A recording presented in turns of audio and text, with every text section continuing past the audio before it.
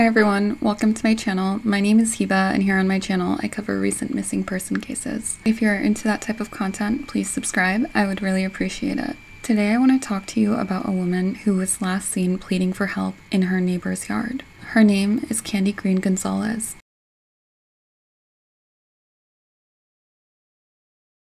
You might have seen my other videos on Kandi. In fact, many of you have asked me for updates. Unfortunately, her case seems to have gone cold and there's been little to no updates. First, let me give you a recap of what we know in this case. If you want a more detailed account, I recommend you go ahead and watch my other videos about Kandi, which I will link below. On June 1st, 2021, Kandi Green Gonzalez disappeared from Prestonsburg, Kentucky. On the day of her disappearance, Kandi was seen begging for help at a neighbor's home. She asked if the neighbor would call her mother for her and stated that she had been kicked out of her home by her boyfriend. The neighbor did agree to call, but unfortunately the call went unanswered. A voicemail was left in which it's primarily the neighbor speaking. She basically said that Kandi was on her property and that she asked her to call her mother for her. In the background, Kandi can be heard calling out for her mother. About 2 months ago, that voicemail was released, and I will insert that here.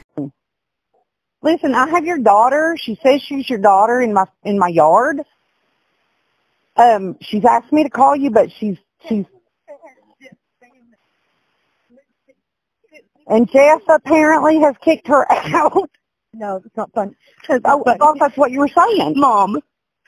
Hey, Mom, it's voicemail, honey. Mommy, it's voicemail. That's why I was trying to just say. Wow. Many of us agree that this woman's tone and behavior is gross and that Kandi should have been treated with compassion and decency. Along with the voicemail, we also have footage since this whole incident was recorded. In the video, Kandi appears to be frightened and it looks like she's kind of hiding. What is your name? First name?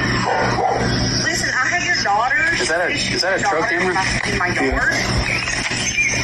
That's a trail camera. No, there's a trail camera on that tree right there. Hell, I thought that was some woman you had over your past. You guys, listen, did you see me? Yeah.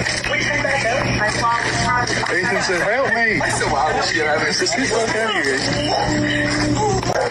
Listen, I need you to calm down. I can help you, but you need to tell me what's going on. I'll happily help you. I'm calling your mom for you. What the hell? Thank you. I need you to get out of this yard or come talk to me. One of the two. Don't clown me. You are on our land. I need to understand why. I need you not to mess with their crops. Because she's going to get the crate with. Look here. Hey, watch out, there's snakes down there. What the heck is that? Well, I don't know why you're trying to reason with her. She's clearly a crazy.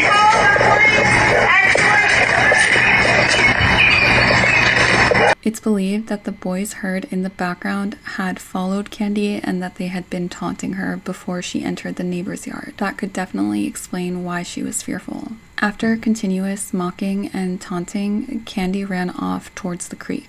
Like I've discussed in other videos, her prints were followed and she did make it out of the creek. After that, however, it's as if Kandi just vanished. It's been 5 months since this happened, and her family still has no answers. According to her sister Sue, they just want to bring Kandi home, regardless of what happened. They don't believe that Kandi would voluntarily stay away from her son or her family, and I completely agree. Like I said, there haven't been many updates, but I do want to share that her boyfriend at the time, Jeff Blackburn, who in my opinion should be the primary person of interest, was arrested in early October. Jeff went to a neighbor's home and he was crying and saying that he's looking for Kandi. He then allegedly entered the neighbor's home and refused to leave, which if I recall correctly, he has done in the past. The police were obviously called and he was arrested. They found a pocket knife on him and he was charged with burglary.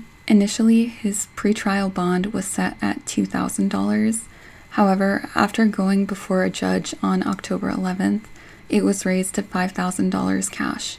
I think there are two possible explanations as to why the bond amount was raised. The first is that law enforcement has evidence of a more serious crime being committed, or that they're trying to hold him until they have that evidence. This would usually be my first guess. However, knowing what I know about the Blackburns' ties to law enforcement, I think that there could be another explanation. We know that Jeff had been going around talking about Kandi and crying prior to his arrest. Could that be indicative of a guilty conscience that would potentially lead him to talk? Wanting to protect him and others involved, is it possible that they raised the amount in order to keep him locked away and quiet? Even if that isn't the reason, I think that his father, the former sheriff, could pay the $5,000 bond to bail him out. However, he's chosen not to for some reason. Again, for more details or a deeper dive into why this might be, consider watching my other videos about Kandi. As of November 6th, Jeff is still in jail. I hope and pray that this means that information about Kandi's whereabouts comes to light soon.